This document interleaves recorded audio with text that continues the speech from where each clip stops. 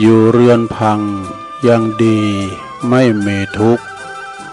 ดีกว่าคุก100 เท่าหลายเท่าไม่เศร้าหมองจนยังดี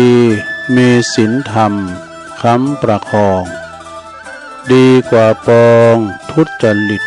คิดร่ำรวย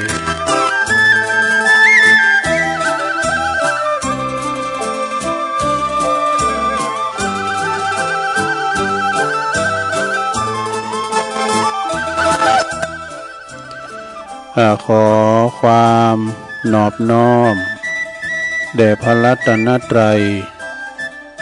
อันมีพระพุทธพระธรรมพระสงฆ์เป็นสรณะที่พึ่งขอกราบแนบไต่ไหวสาถวายความเคารพ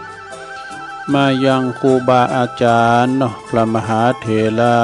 นุเถระท่านเจ้าคณะพระสังฆาธิการพระภิกษุสามเณรเจ้าจุตนจุองค์กุวัดวาอารามพร้อมถึงสำนักติภักทรงตัวเนอก็ขอเจริญปอนมายังบรรดาปอออกไม่ออกศรัทธาตันสาธุชนนักศีลนักบุญคุณดีหมู่เฮาเจ้าขาดทั้งหลายเนาะบ่ว่าจะเป็นปอหลวงแม่หลวงปอลุงแม่ป่าตั้งปีป่าหน้าเอาศรัทธาตินจ้องห้องวัดเท่าแก่หนุ่มกำใจยิงต่างหลายเวลาบ่ายมาแล้วสักประมาณ3 โมงปลายมาสักน้อยก็มาหมุนคืนมาฟังรายการสาลธรรมยามบ่ายยามแลงวันนี้ก็ดำเนินรายการโดยตนตัวแห่งอาตมาภาพเก่ากระผมทุลุงนันชัยวัฒนาคาเสโนได้รับมอบหมายฉันทานุญาตจากอาจารย์ท่านพระครูอภิวัฒนวิกรมประธานคืนสีขาวเนื่องจากว่าวันนี้ตันได้ติดศาสนากิจเนาะปิกมาจัดรายการบัดตันเลยก็เลยมอบหมายถวายเวลาหือตัวลุงดำเนินรายการเต้นไปเนาะสถาก็เวลาว่าต้นหนึ่งบ่อยู่ก็เต้นกันไปนะสับเตอตัวลุงบ่อยู่มาเต้นก็สามเณรเอาหลักก้าท่านพระมหาสมชาติกายก็ตกเต้นกันไปเนาะสถาญาติโยมทั้งหลายเนาะภาระทุนละของแต่ละต้นแต่ละองค์ก็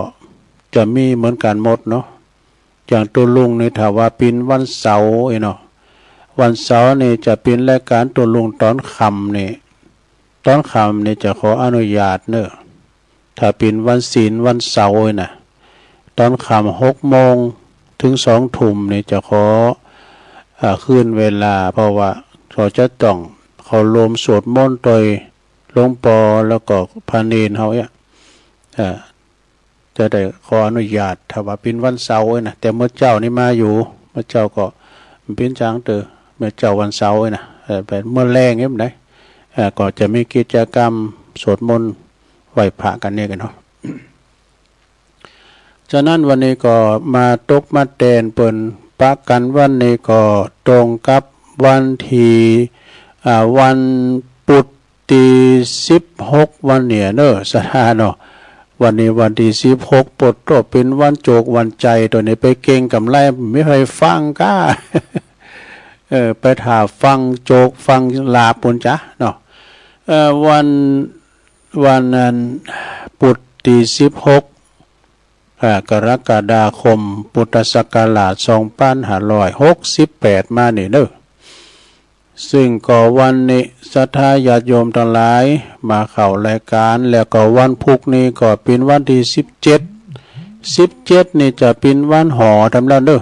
ศีลที่2จะมาทำแล้วเข้าพรรษาได้ศีลที่2เข้าพรรษาจะมาพอดมาเติงทำแล้ววันพุธนี่เป็นวันหอวันเนบวันฮือเป็นวันที่18วันที่18นี่จะเป็นวันศีลที่2เนี่ยพุธนี้เป็นวันห่างวันดาเนาะศรัทธาเข้าวัดสามาแล้วก็ฝุ่นมาตกมาอ่อยก็มันเปิงกับกลางวัดสาพอเนาะ การฝุ่นตกสีให้หน่อยนะกลางวัดสาเนี่ยมันเปิงแต่วัดสันตฤดู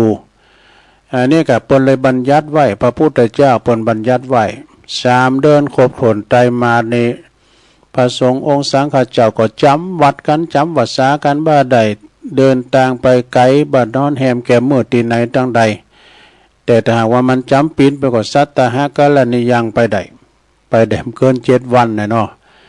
แต่ก็อย่างนั้นมันปึงก็พระสงฆ์องค์เจ้าเขาก็จะได้อยู่กับตี อยู่กับตีกับตางได้ทบทวนบทสวดต่างๆก้าเนาะศึกษาหำเห็นที่ไหนที่บ้าใดก้าแล้วก็กันกลางวัดสาก็กึ่งเดินไหนก็ไปฟังสวดปาติโมกข์พระสงฆ์เปิ้นที่ทรงปาติโมกข์เปิ้นก็จะสวดปาติโมกข์เนาะศรัทธาไปฟังขอวัดปฏิบัติขอศีลขอธรรมของพระสงฆ์เฮา227ไกลนะโตองค์สวดเปิ้นก็เน้นนะแกเนี่ยได้รับตาว่าไปโลเนี่ยโอ้อันนี้ของดีเปิ้นหือมาแต่มีความจำเนี่ยเพราะว่าทรงปาติโมกข์นี่มันใจธรรมดาเด้อครูบาอาจารย์เนี่ยบางทีเปิ้นยังดูหนังสืออันนี้เปิ้นได้ดูนะแต่จะมีตรวจทานอยู่ตั้งลุมโดยกันพิษไหนเปิ้นก็องค์ติดองค์ตรวจทานเปิ้นก็จะบอกเนาะคุกคัดที่หันที่นี่ก็จะมีไปหน่อยที่มันจะคัดเนี่ยนะโดยมาก่อมพิษอ่ะนะนี่เปิ้นส่งปาติโมกข์แต่7 วันกึ่งเดือนไหนก็มาฟังสวดปาติโมกข์ให้ค่ำไปกันเนาะที่ตำบลดอยหล่อเขต1เขต2เขต3นี่เปิ้นจะวนกันไปอย่างว่าเขาวัดสานี่ก็มารวมกันที่วัดพระธาตุดอยน้อยเดี๋ยวหมดอ่ะนะเข้ากลับออกลูกมารวมกันนี่นะปีนี้ก็ถึง3เขตนี่ก็จะมีตู้เจ้าอยู่58 ตุนนะ58 ตุนแล้วก็ศีลต่อไปที่จะไปเข้าโบสถ์ก็ปุ่นดงป่าวายก็มาวัดมอนฤาษีก็ปดมาวัดสิริมังคลาจารย์ก็วนกันไปนะสาธาแล้วก็มาออกที่วัดพระธาตุโดยหน่อยเหมือนเดิมเนี่ยสาธาอันนี้เปิ้นปิ้นแบบบ่อโบราณเปิ้นถือปฏิบัติกันมาเหมือนนะเปิ้นเห็นวนกันแต่บางทีบางแห่งนี่เปิ้นเอาตีเดียวกันว่าเปิ้นไปสวดปฏิโมกข์ที่ไหนก็คือว่าตีหันก็จะศักดิ์สิทธิ์มาตัวอย่างกันเนาะเทพบุตรเทวดาปกป้องคุ้มครองเพิ่นไปสวดมนต์กันยงในวิโบสถก็เพิ่มความศักดิ์สิทธิ์การสวดมนต์มีอานิสงส์อย่างใดก็เดี๋ยวจะเล่าให้ฟังเนาะฉะนั้นศรัทธาญาติโยมทั้งหลายก่อนที่จะได้เอิ้นเอ่ยพระตั้งหน้าตั้งในก็เอิ้นเอ่ยพระตั้งคืนบุญกันเนาะเจ้าของสถานี วิทยุในเครือข่ายที่เปิดรับสัญญาณรายการธรรมมาส่งเวลาตั้งแต่ 15 ถึง 17 นาฬิกาคือบ่าย 3 โมงถึง 5 โมงเนาะขอขอบคุณสถานีวิทยุคณะสงฆ์อำเภอฝางเนอะจังหวัดเชียงใหม่ FM 100.25 เมกะเฮิรตซ์พี่น้องฝางไม่อายใส่ประการนี่ก็ฟังกันมักปงหลงหลายคืนนี่ก็ไปไกลแผ่วดอยล่างบุญนะขอบคุณสถานีวิทยุคืนพระพุทธศาสนาการศึกษาและวัฒนธรรมเนอะของวัดฝายหินตำบลสุเทพ FM 104.50 เมกะเฮิรตซ์เนอะอันนี้ก็องค์คลงในเมืองก็ฟังกันหลายนะฟังกันได้หมด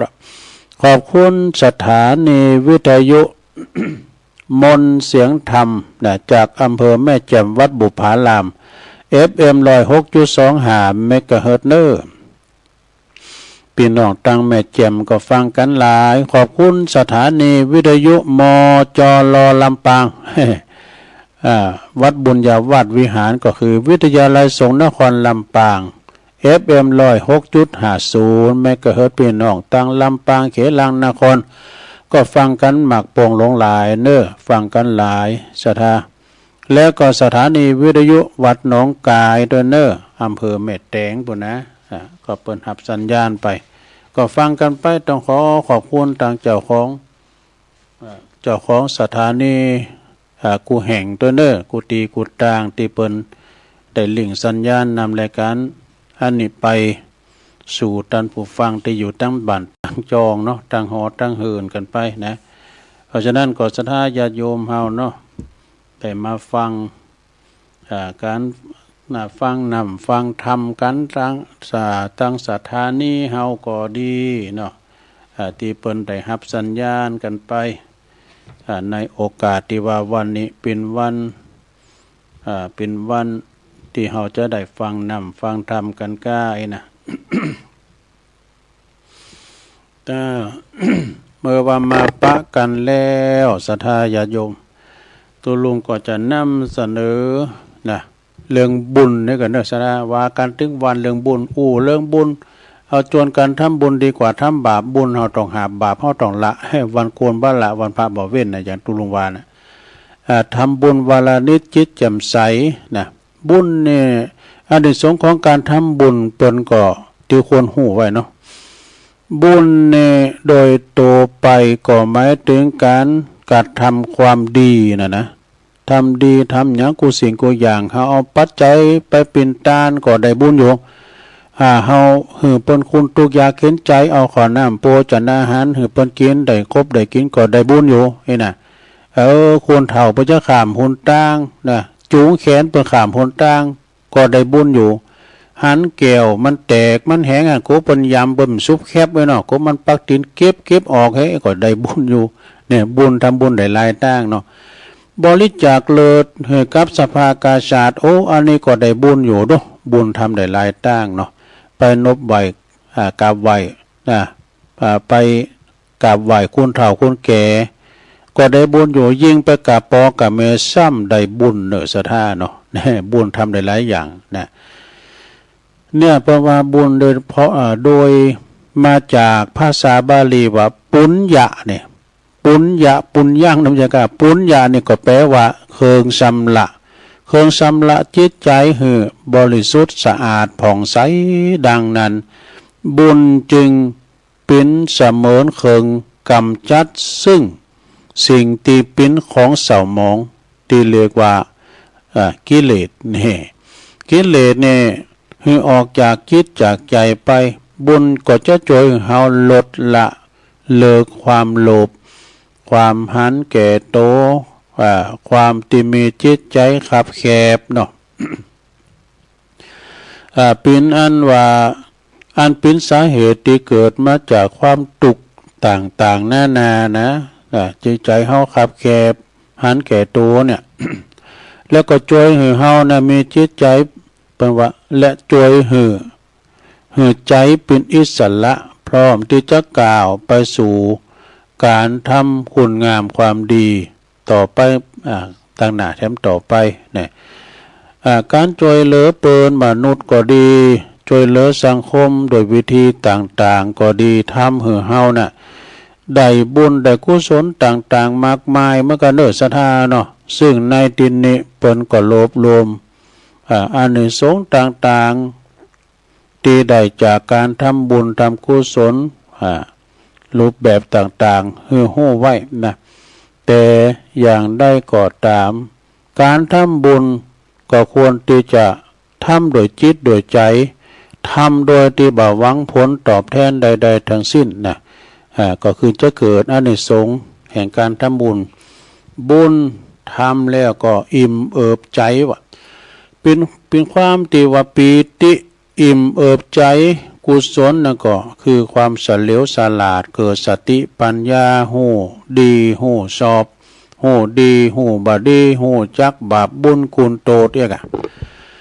สิ่งใดที่ควรละเว้นสิ่งใดที่ควรประพฤติปฏิบัตินี่นะศรัทธา แล้วก็พิธีกรรมในต่างพระพุทธศาสนานี่บ่าวางงานมงคลงานอาวมงคลเบื้องต้นนั้นเพิ่นก็จะมีการไหว้พระก่อนเนาะผู้จารย์จะนำไหว้พระประว่าอิเมนาสากาเลนะพุทธังปูเสมิผู้จารย์จะนำไปก่อนละอิเมนาสากาเลนะธรรมังปูเสมิผู้จารย์นำมาไหว้พระรับศีลแล้วสิ่งสำคัญที่จะละเว้นให้บ่ได้บุญก็จะบุบของไปนะที่ละเว้นบ่ได้ก็จะต้องมีพระธรรมเทศนาเนี่ยเฮาไปวัดในไหวพระรับศีลฟังเทศน์นอกกลางวัดสานี่นะจะต้องมีพระธรรมเทศนาอย่างน้อย1ผูก1กันนี่เช่นว่างานเกี่ยวกับการตายก็จะเทศธรรมเรื่องอนิจจังทุกขังอนัตตาความบ่หมั่นบ่เตงก้านะทำอย่างตัวทำอะไรโลดโผในผูกหนึ่ง เอาทำมหาวิบากเอาทำมาทำนิพพานสูตรเนี่ยหมุนี้มันทำมันเป็นทำซบหรอสดาเนาะทำอันนิจจังทุกขังอนัตตาเนี่ยนะ แล้วก็ความตีบ้าหมั่นบ้าเตงของชีวิตเฮาสอนบ่หือเฮานี่อยู่โดยความประมาทขาดสตินะคือรักษามันรักษาศีลกินต้านไปจ่ายอย่างอี้เป็นต้นนะสมมติว่าเป็นงานศพไปนะงานอย่างก็ตามเด้อเปิ้นได้ไหวผ่านรับศีลฟังเทศน์แต่ปินตีนาสังเกตโดยโตไปเนี่ยเจ้าพุทธเฮานี่นะมักจะบ่ไข่ต่างอกต่างใจฟังบ่ได้ต่างอกต่างใจต่างสติโดยว่าบ่ได้สดับรับฟังแต่นักสักเท่าใดนะบ่ว่าจะคุณนั้นจะฮู้นักฮู้น้อยมีสติมีปัญญาระดับไหนก็ตามโซนมากนี่ฟังปอปิ้นพิธีบ่ได้ออกหูซ้ายย้ายไปหูขวา สมาธิจิตใจก็บ่ตั้งมั่นนะทั้งจิตตะแล้วก็วิมังสานี่บ่มีความตั้งอกตั้งใจบ่โจดบ่จอบ่ไตร่ตรองเรื่องละภาษาธรรมะเปิ้นว่าโสตะศูนย์โยนี่โสตะแปลว่าโสดมีโหศูนย์เปล่าไล่ประโยชน์บ่สอบฟังสิ่งที่ดีมีสาระเป็นสิริมังคละเป็นมงคลแต่สอบฟังไปตั้งไล่สาระอันเป็นอัปมงคลนี่หูนี่นะหรือว่าโสตทวารซึ่งมันเป็นอวัยวะส่วนหนึ่งที่สำคัญของคุณเฮาเนาะหูเป็นใหญ่ในการฟังตาเป็นใหญ่ในการดูเนาะ เป็นอินทรีย์ส่วนหนึ่งนะสำหรับหูฟังนี่นะเป็นใหญ่ในการฟังและก็เป็นใหญ่ในการร่างกายของคุณเฮานี่มีอยู่2ลำโพงลำโพงซ้ายลำโพงขวาธรรมดานี่เปิ้นว่าคุณเฮานี่มีความจะได้รับฟังอย่างใดก็ตามหูนี่มันแตกต่างกันไปนะบางคนก็หูใหญ่บางคนก็หูเล็กเนี่ยบางคนก็หูบ้างแปะแหวะ แต่คนหูบ้างนี่เป็นอย่างครูบาเปิ้นหูเปิ้นบางเนาะบางคนก็หูหล่อบางคนก็หูต๊อบ แล้วก็เปิ้นว่าถ้าฟังโดยดีก็ยอมเกิดปัญญาสูสังละพะเตปัญญังเนาะฟังนำฟังธรรมฟังโดยดีก็ยอมเกิดปัญญานี่ก็คือเกิดจากการฟังนั่นเองเนาะที่วัดหรือที่แห่งใดก็ตามเนี่ยมีการฟังในลักษณะแบบนี่เป็นพิเศษนะว่าฟังไปเรื่องอื่นๆเช่นว่าเฮาได้ยินได้ฟังเปิ้นอู่กันสวนเสเฮฮาร้องรำทำเพลงนี่นะสวนเสเฮฮาร้องรำทำเพลงกินเล่นกันตีหันตีนี่ก็เปิ้นห้องเพลงก็เพียงได้ยินได้ฟังแล้วก็เฉยๆน่ะบ่ต้องเก็บมากึดได้ยินเข้าหูแล้วก็ผ่านไปการฟังเทศน์นี่เนาะการฟังเทศน์นี่ก็มันเข้าใจอบรมฟังการอบรมบรรยายเนาะการบรรยายธรรมมีลักษณะพิเศษนี่เป็นว่านะการฟังในที่นี้ก็ต้องมีสมาธิสูงเนาะนะเป็นสมาธิรับไปตัวนำทำคำสอนกรรมอูเนาะกรรมอูแต่ละกรรมเนี่ยก็จะต้องซึมซับเข้าไปสู่สมองของเจ้าความคิดก็คือตัวของเฮาเองเนี่ยเพิ่นเทศน์นำเทศน์ธรรมนี่นะธรรมบรรยายเนี่ยทำให้เจ้าของหูนั้นต้องคิดพิจารณาไตร่ตรองถึงถอยกรรมทุกประโยคว่าอันยังเป็นอันยังโดเพราะอาการว่าเป็นการฟังเนี่ยเพราะเป็นคำอู่คำสอนของบัณฑิตนักปราชญ์คือผู้ฮู้แต่ฟังจ่อยฟังซอฟังเพลงก็ฟังข่าวก็นะ ก็เปิดความบันเทิงไปเป็นโชว์ขันนะก็ผ่านไปก็มันก็บัดจี้ลังอย่างยืนเนาะแต่ว่าการฟังธรรมะนี่นะมีประโยชน์นะกว่ามีคุณค่าในชีวิตนะเนี่ยเป็นว่าคนรักเปิ่นโฮมฟังเพลงนักเลงเปิ่นซอฟังข่าวคุ้มใจบ่าวโฮมฟังซอคนหมอกกำเปิ้งกำป้อซอฟังในยายแต่คนเปิ้นไข่สบายฟังนำฟังธรรมไปลงเนอะ ว่าเขาองค์ตัวเก่าก็ดูปัจจัยกับมันไปตามก้อนบ่มีตุกบ่มีโตดประการได้เด้อการฟังเทศในบ่เสียดสีไผบ่เหยียบยำไผนะเป็นกลางนะบ่ได้ว่าโอ้ยกตนข่มท่านนี่นำธรรมะคำสอนเตือนใดฟังมาแล้วเขาก็เอามากันกองกะโดยสติปัญญาเด้อสดาเด้อ โดยสติปัญญาที่เราฟังมานำมา นำมาปรับปรุงแก้ไขความบกพร่องของตัวเองให้ดีขึ้นอีโดปรับตัวกับใจตั้งอยู่ในศีลในธรรมคุณงามความดีนี่เนี่ยเขาอยู่ในคุณงามความดีแต่ปุถุชนคนเฮาส่วนมากนิสัยสอบฟังเรื่องอัปมงคลนี่เรื่องอย่างที่บดีก้าเนี่ยของผู้อื่นเนี่ยสอบเก็บมาวิพากษ์วิจารณ์กันนี่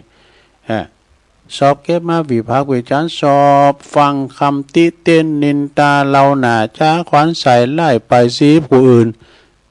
ที่ละ ใส่ไล่ไปสีผู้อื่น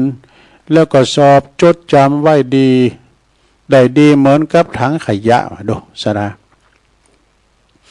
การเปิดอู่กัน3-4คนเขาอยู่คนเดียวเนี่ยหูฟังแล้วเนี่ยเขาเราควันคู่กับบ่า เขาเราควันคู่กันก็ต้องไม่พองไปโดยการเตียวมาโดยการ3คนเมื่อนั้นแหวเขาเฮินเดี๋ยวโดนเราควันตั้งหลังนะ2คนเราควันด้วยกุ่นเนี่ยสอบเก็บของเนาของเมนไหวเปิดว่าฟังธรรมะคำสอนแค่ว่า15หรือ25นาทีโอ้ยเจ็บหลังเจ็บเอวไปลินไฟตองคืนหงพี่ยัง ไปลินไฟตองคืนหงพี่ยังเอาเปิ้นฟังน้ำฟังดำ25นาทีในบทเจ็บหลังเจ็บใครลุยไหลนะใครนอนนะวะเนี่ยบ่นว่าเบื่อแล้วจะเอาบุญที่ไหนบุญกุศลที่ไหนมันจะมาคุ้มครองจะมาหยุดจิตจะมาหยุดกรรมที่ว่าฟังกรรมน้ำกรรมทำกินพริกดำกับเขาฟังกรรมควรเป็นกินเหล่ากินลาบถึงวันนี้กะ หรือว่าข้าวจ้อยบ้านเฮาเปิ้นว่าน้ำอย่างนึงว่ากรรมตีเตียนใจเปิ้นว่าเป็นจวนไปวัดก็มาบินหลังต่ำนี่ไปเด้อสู้เข้าไปก่อนเด้อข้ายังพร้อมเตออีน่ะเนาะเปิ้นจวนไปฟังธรรมก็ซ้ำมันนี้น่ะบ่ฟังคำสอนศีล8ศีล5สังฆครูบาเก่าจี้นี่ นำธรรมคำสอนก็ลบหลีกลี่บ่จำจื่อบ่จำทีถอยฟังกรรมพองก็เป็นคุณเถ่าพองก็เป็นคุณลงคุณหลายเขาดงป่าไม้เอามาเป็นติจัง เอามาหน่อยวันนั้นนะเนี่ยสาราญาโยมวันนี้เป็นกลางบนเหล่านะเนี่ยพระพุทธเจ้าเป็นตรัสไว้ในพระไตรปิฎกบทหนึ่งว่าอาทิวากสังนะอาทิวากสังดีติกะสังหิพระหุสัชโน เป็นแปลว่าเฮาจักอดกันกรรมที่เขากล่าวลงเกินเฮานะเพราะคุณในโลกนี้นะทุสินมากมายว่ะเขาจะนินทาว่าให้เฮาตลอดเวลาอีดอกสัก7 วันนะหรือว่าเป็นปียอมเป็นไปบ่ได้เนี่ยจะเราควันเฮา7 วันหรือว่าเป็นเดือนเป็นปีเนี่ยก็ยอมเป็นไปบ่ได้จึงบอกควรใส่ใจกรรมเราเหล่านั้นนะเนี่ยเลิงหูเนี่ยศรัทธาญาโยมเปิ้นว่าเราฟังเรากันฟังไปเปิ้นตัดที่เน้นนิเท่า3 วัน 7 วันตอนนี่ต่อจากนั้น เขาก็จะลืมไปละ เขาจะลืมไปเขาจะจักกายไปนะเขาเมยกลางเขาก็จะย่าง เขาเมยกลางเขาจะย่างแต่ก็มันก็มีปีนี้ธรรมดาเนาะ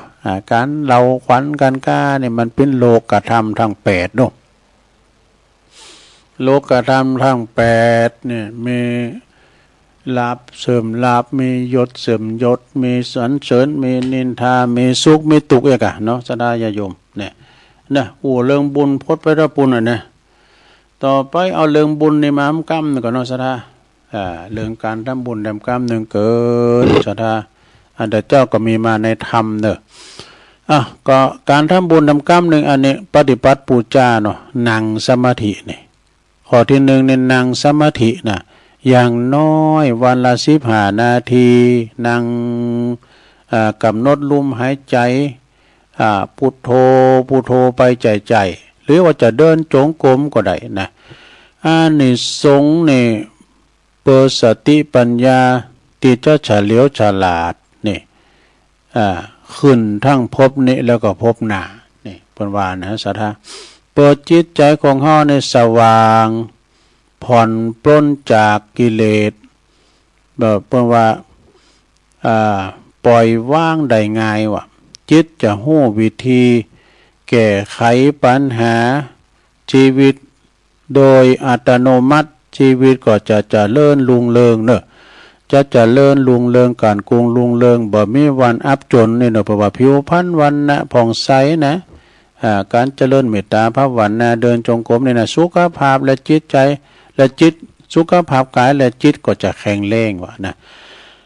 เจ้ากรรมในเวรและก็ญาติมิตรที่ลงหลับไปจะได้บุญกุศลตัวอยู่ดูนี่ภาวนาจงกรมก็ดีแล้วก็แผ่เมตตาเนอะสดาแผ่คือกับญาติมิตรสหายเฮาผู้ที่ลงหลับไปเอาอีตั้งอย่างกิจินี่กันแน่นอนนะคุณเมืองเนาะต่อไปบทที่2เนี่ยอานิสงส์ของการสวดมนต์เนอะสดาเนอะสวดมนต์โดยคาถาเนี่ยอย่างตื้อมืดตื้อวันเนี่ยตัวลุงเขาในสวดตั้งแต่นะโมเมไปในการสวดมนต์หลวงน่ะใช้เวลาเกือบชั่วโมงแล้วก็ภาวนาแถมนี่นะสดายิงกังวัดสาในหลวงพ่อพยัตต่างสวดน่ะโธ่เอามึนเนอะใครๆก็สวดมนต์หลวงหมดน่ะตัวลุงก็ได้พองอาทิตย์ได้ก็ตัวหน่อยเขาเนี่ยมันอ่านหนังสือเว้ยมันอ่านด้วยแล้วมันตองโดยหลวงพ่อตัวลุงนี่อ่านด้วยมันแต้นมันเท่าแล้ว อันนี้แปลว่าบทสวดมนต์นี่แปลว่าหลวงพ่อเพิ่นบอกบ่อยๆว่าแต่เป็นละสวดมนต์นี่นะเพราะว่าเป็นการทบทวนบทสวดที่เฮาได้ก็จะได้ไปแล้วก็เป็นการเข้าเฝ้าพระพุทธเจ้าให้ดูแล้วเป็นการปลุกเสกตัวเองโดยเนี่ยบทคาถาต่างๆเนี่ยซะนะเนี่ยแล้วเป็นความสามัคคีสังฆสามัคคีในหมู่สงฆ์สามเณรเฮามาช่วยกันสวดมนต์เนี่ยนะก็สวดคนเดียวในมอกปู่จานเว้นตาเนี่ยแหละบอกโอ้สู่ใจโยงเสร็จนะกันมาสวดมนต์คนหลายเนี่ยโธ่โมนแต่ว่านี่ก็ไปสวดมนต์ที่วัดสวนดอกที่วิหารหลวงไปประชุมโดยหลวงพ่อดอกครูบาอาจารย์ประสวดกล่องวิหารลงโธ่โมนประสวดกันหลายเนี่ยเตียนวัดสวนดอกเชียงใหม่เป็นบทบาทคาถาแต่อย่างน้อยนี่ก็วันละข้างหนึ่งนะก่อนนอนเนี่ยสะได้อย่างสะได้นะอยู่หิงพระอยู่ที่นาพระก็สวดมนต์คนเดียวก็ได้หรอการเอาสวดนั้นอยู่ในบ้านนะอานิสงส์กับเพื่อหือสิ่งศักดิ์สิทธิ์คุ้มครองเนอะสะท่าเนอะส่วนมนต์เนี่ยนะส่วนสิ่งศักดิ์สิทธิ์คุ้มครองปกป้องคุ้มครองรักษาชีวิตนะเพราะว่าชีวิตหน้าที่การงานก็จะเจริญรุ่งเรืองก้าวหน้าเนอะเพราะว่าเงินทองไหลมาเทมาบ่ดโอ้เขี้ยวขาดจากอุปสรรคทั้งปวงจิตจะเป็นสมาธิได้เร็วแนะนำบทคาถาเนอะแนะนำพระสวดพระคาถาพาหุงมหากาเนี่ยสะนะพาหุงมหาการุณิโกเนี่ยนะแล้วก็พระคาถาชินบัญชรพองก็อย่างอีเป็นต้นเนอะเมื่อโสดเสร็จแล้วก็ต้องแผ่เมตตาทุกครั้งเนี่ยอิมินานะแล้วก็ข้อที่4เนี่ยต่อ ต่อไปเป็นข้อที่สี่เจ้าได้สวดมนต์เนาะข้อที่สี่นี่เป็นอย่างถวายยาหักษาโรคลงถวายยาหักษาโรคเนี่ยโอ้อย่างเอาไปตังปุ่นเนาะเอาไปตังดอยสะเก็ดกันอย่างปุ่นนะปางน้ำทุพวกกันเนี่ยตุลุงเล็กเนี่ย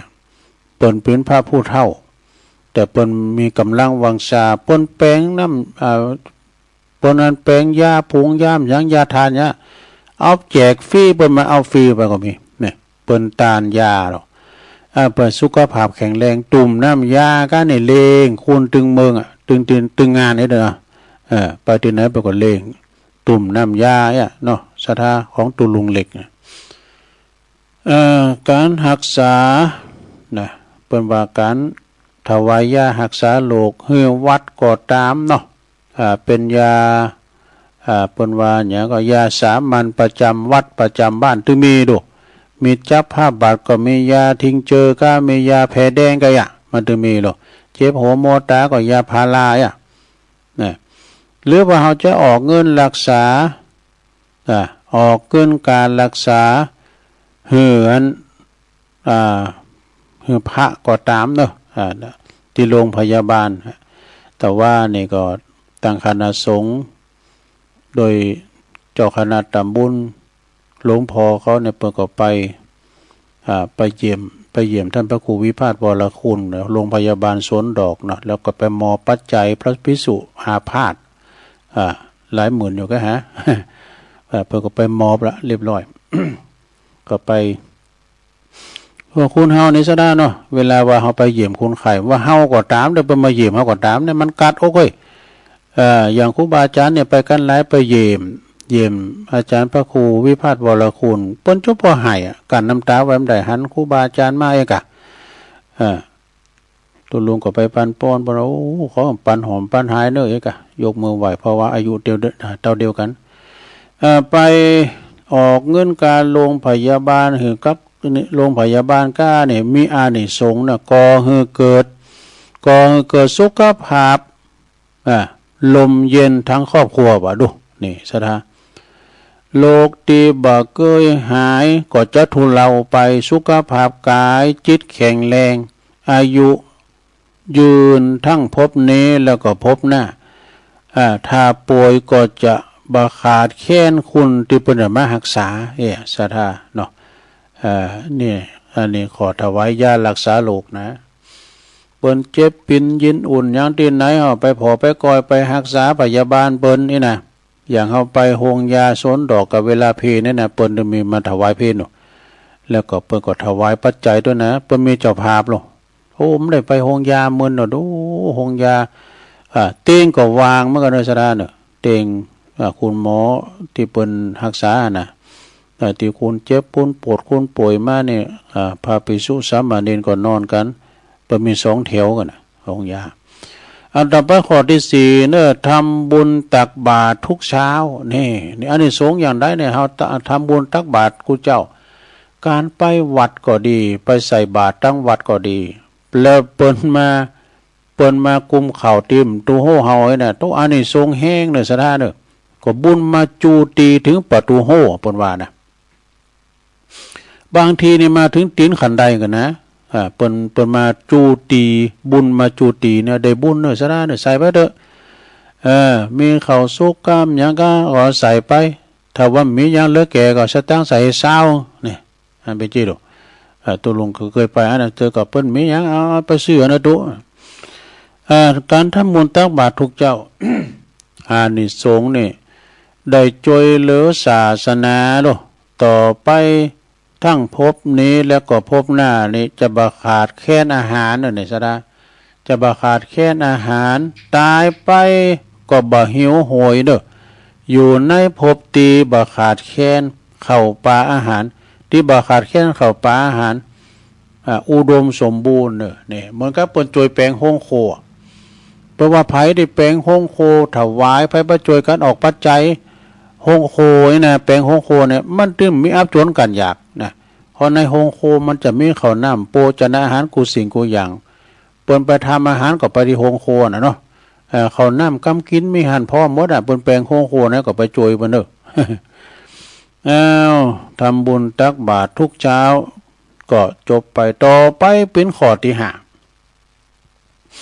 ข้อที่ห้านี้ทำบุญหนังสือเนาะเนี่ยทำบุญหนังสือหรือว่าสิ่งต่างๆเกี่ยวกับธรรมะเนี่ยนะโอ้แต่ว่านี่ก็ไปกับหลวงพ่อกับพระครูสิทธิ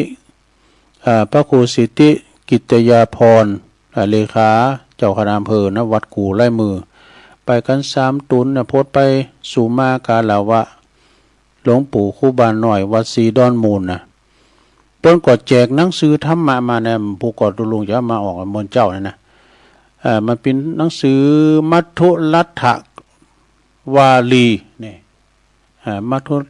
ทุลวาลีเนี่ยเปิ้นนั้นเป็นจะได้ผู้เรามาศึกษาอ่านให้ฟังทำบุญโดยหนังสือนะเพราะว่าจะเป็นหรือว่าสื่อต่างๆเกี่ยวกับธรรมะนี่นะแจกฟรีให้แก่ผู้ที่เปิ้นชอบอ่านเนาะเป็นธรรมทานอานิสงส์นี่ก็เพราะวัตานเพราะธรรมะชนะการให้ทั้งปวงสัพพทานังธรรมะทานังจินติผู้เฮ่อธรรมจึงสว่างไปด้วยลาภยศเนี่ยแล้วก็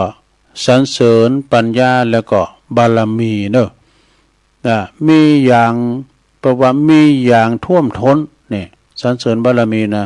เจ้ากรรมในเวรก็จะอโหสิกรรมหือเฮาหือชีวิต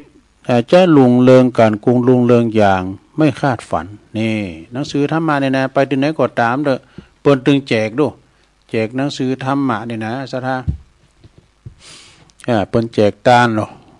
มีหลายวัดที่เขาไปช่วยงานแล้วอันตุลุงถ้าเปิ้นมาทำบุญก็แจกเปิ้นเลยนะหนังสือสวดมนต์กันหนังสือธรรมะกันหนังสืออนุสรณ์กันเนี่ยโธ่ก็ปวดวัตถุดิบไม่หันทั้งหมดเลย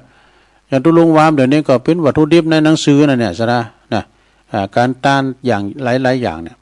ต่อไปข้อที่6สร้างพระนี่เปิ้นต้านพระเจ้าก็สร้างพระก็ถวายสร้างพระถวายวัดเนี่ยเปิ้นแปลงอย่าบ่เดินในวัดอันใหม่นะมณฑาทิพย์กับเพิ่นปั่นพระเจ้าพุทธสิหิงพระสิงห์หนึ่งนะสร้างพระพุทธสิหิงโอ้องค์ใหญ่เนอะเพิ่นกำลังปั่นกันโอ้มแล้วเด้องามการสร้างพระถวายวัดนี่อานิสงส์จะได้อย่างไรนี่เปิ้นก็บอกว่าผ่อนปลนนิกรรมหือเบาบางเนอะหือบางเบาหือชีวิตเจริญรุ่งเรืองสิ่งศักดิ์สิทธิ์คุ้มครองแค้วคลาดจากอุปสรรคทั้งปวงครอบครัวจะอยู่เป็นสุขเนอะหือเกิดมาอยู่ในร่มโพของพระพุทธศาสนาต่อไปนี่สะดาเนอะเกิดมาภาวะใดจาติใดก็จะได้เกิดมาพบใส่คุณเกี่ยวทั้ง3ประการเนี่ยคือเกิดมาป้าใส่พระพุทธพระธรรมพระสงฆ์อีน่ะสระอันนี้เป็นการสร้างพระเจ้าสร้างพระถวายวัดเนอะสถาเนอะข้อที่7มีหลายข้ออยู่เลยนี่นะข้อที่7แบ่งเวลาชีวิตไปนี่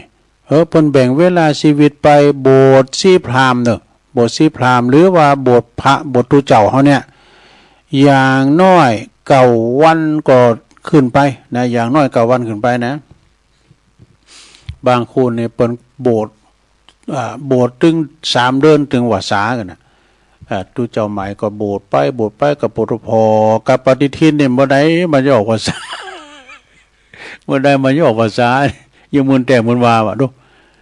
อย่างน้อย9 วันขึ้นไปเด้ออานิสงส์ได้หยังพองเฮาโบสถ์เวลา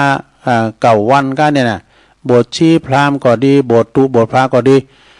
อานิสงส์ได้ตอบคุณพ่อแม่นี่ก็อย่างเต็มตีดูตอบแทนคุณพ่อคุณแม่อย่างเต็มตีผ่อนปลนนิกรรมอุทิศบุญกุศลไปให้ญาติแล้วก็มิตรเจ้ากรรมในเวรสร้างปัจจัยไปสู่นิพพานเนอะเป็นศาสนาทายาทเป็นญาติต่างธรรมเพื่อเกิดมาอยู่ในลมโพธิ์ทองของพระศาสนาจิตจะเป็นกุศลเนอะนะเดี๋ยวกันเนอะสดาเดี๋ยวนะครับเดี๋ยว เดี๋ยวหลวงพ่อมาห้องก็เดี๋ยวกันนะเดี๋ยวหลวงพ่อโตแป๊บเดียวกันเนอะสาธุเดี๋ยว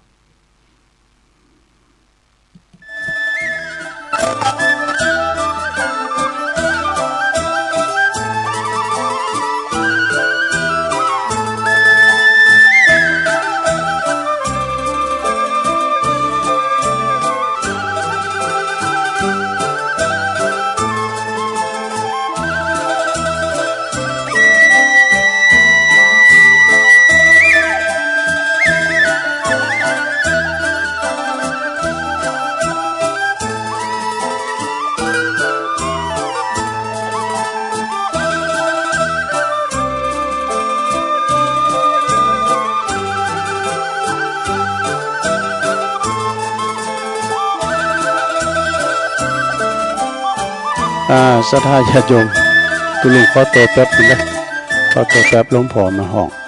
เดี๋ยวไปทำธุระแป๊บนะเดี๋ยวฟังเทศไปกันนะฟังเทศตุลุงจะเทศทำในเทปกันเนอะ เป็นท่ามันนี่อย่างไปเรียกว่าเป็นท่ามันตอก30เนอะลองฟังบอกกันนะสราเนอะเดี๋ยวตุลุงจะมาป้าทำใหม่เนาะเดี๋ยวไปตีหลวงพ่อแป๊บต่างนะโมกันเนอะนะโมตัสสะภะคะวะโตอะระหะโตสัมมาสัมพุทธัสสะนะโมตัสสะภะคะวะโตอะระหะโตสัมมาสัมพุทธัสสะนะโมตัสสะภะคะวะโตอะระหะโตสัมมาสัมพุทธัสสะสัพเพธัมมานาลังอภินิเวสายาติ ณ โอกาสบัดนี้ตนโตแห่งตุลุงก็จักได้นำธรรมะอันเป็นหลักสัจธรรมคำสอนขององค์สมเด็จพระชินวรสัมมาสัมพุทธเจ้ามาจี้แจงแสดงธรรมแก่บรรดาปอออกไม่ออกศรัทธาตันสาธุชนคนดีทั้งหลายท่านผู้ฟังที่นอนฟังอยู่ตั้งในบ้านในจองในขณะนี้หายผ่อนคลายในความเป็นอยู่ของชีวิตนะบางสิ่งบางอย่างในหมู่มนุษย์ปุถุชนคนเฮานี่ยังมืดมิดปุถุชนหมายความว่าคนที่ยังมีกิเลสตัณหาอยู่นะเอามายึดติดนะติดยึดอยู่ในสิ่งต่างๆคือยังห่างไกลจากสัจธรรมอยู่จึงติมไปโดยความวิตกกังวลอาลัยอาวรณ์บางครั้งบางตอนนอนบัดลับกะสายกะซับเพราะว่าใจไปเกาะไปผูกพันในวัตถุสิ่งของเช่นนะจะไปทำบุญจะไปวัดจะไปวาจะไปฟังเทศน์ฟังธรรมก็ไปบ่ได้พร้อมหยังเพราะมันมีบ่วงมารเนอะทัดทานไว้โลดเลยบ่ได้ไปนะสร้างบ่ได้ไปสร้างคุณงามความดีนะห่วงนักกังวลนักก็ทุกข์นักแท้หมอหูจักปุงหูจักปล่อยวางนะก็จะบรรเทาความทุกข์ผ่องปกติปุถุชนคนเฮาเนี่ยเมื่อยืนเดินนั่งนอนนะเคลื่อนไหวได้เป็นธรรมดามีจิตใจก็ต้องคิดมีชีวิตก็ต้องห่วงนะแต่ว่าห่วงนักยึดนักก็หมดอิสระภาพเนอะตึงหาบตึงกรเนี่ยตึงหาบตึงกรแล้วก็จุนว่าถึงแก่เฒ่าชรานะสมเด็จพระสัมมาสัมพุทธเจ้าเปิ้นจึงตรัสไว้ว่าในการดำเนินชีวิตโดยใจสติปัญญาสตินั้นก็คือเบรกรถหลงหูจักเบรกห้ามรถนั่นเนาะนะมีสติเหมือนห้ามรถคือเบรกปัญญานั้นก็คือหู้ดีหู้เสียเหตุและผลอย่าไปหักโลภโกรธหลงจนเกินปอดีเนอะนะมีมัชฌิมาปอปานกลางนี่ก็พอละนะมีปัญญาเป็นสัญญาณไฟแดงแน่สัญญาณไฟแดงเข้าไปเมืองนอกปุ้ยนี่นะไปทางเมืองลาวเพื่อว่าการไฟแดงออกเพื่อว่าไฟอำนาจ ก็แต้กันเนาะกันแดงปุ๊บเนี่ยต้องจอดหมดอ่ะไฟอำนาจ มีปัญญาก็คือเหมือนกับสัญญาณไฟนะเหมือนว่าเฮาใจไฟฟ้านี่นะเหมือนกันนะสดาเด้อไฟฟ้านี่นะมันมีทั้งคุณทั้งโทษนะมีคุณอันนั้นมีโทษมหันต์อาจจะทำให้ถึงตายนะจุนเป็นต้องจำเป็นต้องมีเครื่องตัดเครื่องตัดคือเครื่องอย่างเซฟทีคัดเนี่ยเซฟทีคัดตัดไฟทุกครั้งฉันได้สติความคิดนะความนึกคิดจึงเป็นสิ่งที่สำคัญเนอะการยืนเดินนั่งนอนอิริยาบถสี่จะปราศจากสติบ่ได้นะดังตีตันกล่าวไว้ว่าสติมาปัญญาเกิดสติเตลิดจะเกิดปัญหาเนี่ยอวิชชาเข้ามาแทนทีเพราะเหตุนี่แหละคนที่มีสติมีปัญญาสมาธิสามารถดำรงชีวิตโดยปกติสุขกว่าคนที่เปินขาดคุณธรรมขาดสตินะคือขาดสติปัญญาขาดความดำริตริตรองพลั่งเพลอหักหามอารมณ์บ้าใดเลยเข้าทำนองดีว่าวัดก็เข้าเราก็กินนั้นอันนี้เพิ่นเขียนไว้นะชุมาเดี๋ยวลงเด้อพี่ให้ฟังเหรออันลุงวัดก็เข้าเหล้าก็กินศีลแล้วก็ถือบุญก็หาบบาปก็แบกรู้เอากูอย่างได้ รวมทุกรสเปิ้นว่าวัดก็เข้าเหล้าก็กินศีลก็ถือบุญก็หาบบาปก็แบกเอาบาปปินทุนเอาบุญปินกำให้แน่อีดูผลสุดท้ายศรัทธาญาโยมความดีก็สูญหายไปหมดว่ะนะถ้าเปรียบเหมือนน้ำขุนเอาไว้ตั้งในน้ำใสเอาไว้ตั้งนอกน้ำขุนก็มีน้ำใสก็มีสดาตกตะกอนก็มีทำบุญแต่ละทีมัคคณายกปู่จาน